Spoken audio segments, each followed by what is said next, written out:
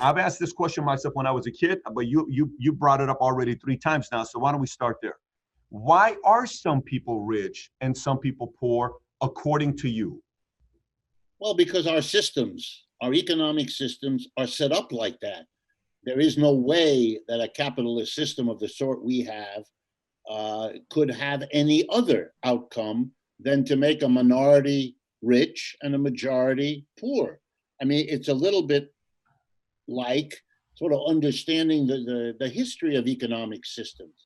The major three economic systems over the last, I don't know, several thousand years, at least I'm talking now, Western Europe, North America, and so on. The major three were slavery, feudalism, and then capitalism.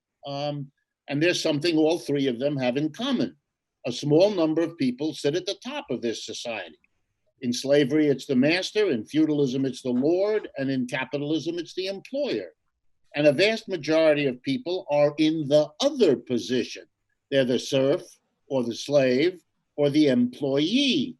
And it shouldn't surprise you that if you look at slavery, the masters are rich and powerful and the slaves, by and large, are not. And if you look at feudalism, the lords are rich and powerful and by and large, the serfs are not.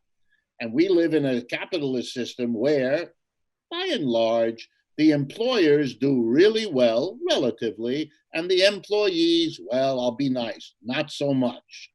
And in order for us not to have the split between rich and poor, whether it's on the level of a region or a nation or inside a small community, we would have to confront whether the effort to overcome the gap between rich and poor is a reasonable objective if you abstract from the economic system that basically produces those things. That's why I said at the beginning, when you asked me the question, do I hate rich people? No, I know they end up like people like me who come from modest circumstances, very hard not to conclude as you go through life, okay, I see now that there are rich people and poor people, and it isn't hard for me to tell you which I'd rather be.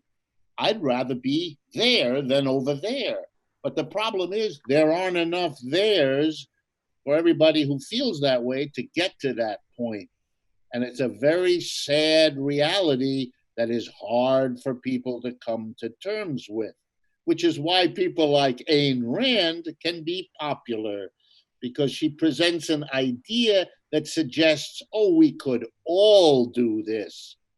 And you don't believe that? Not for one Oh my minute. gosh, Richard, come on.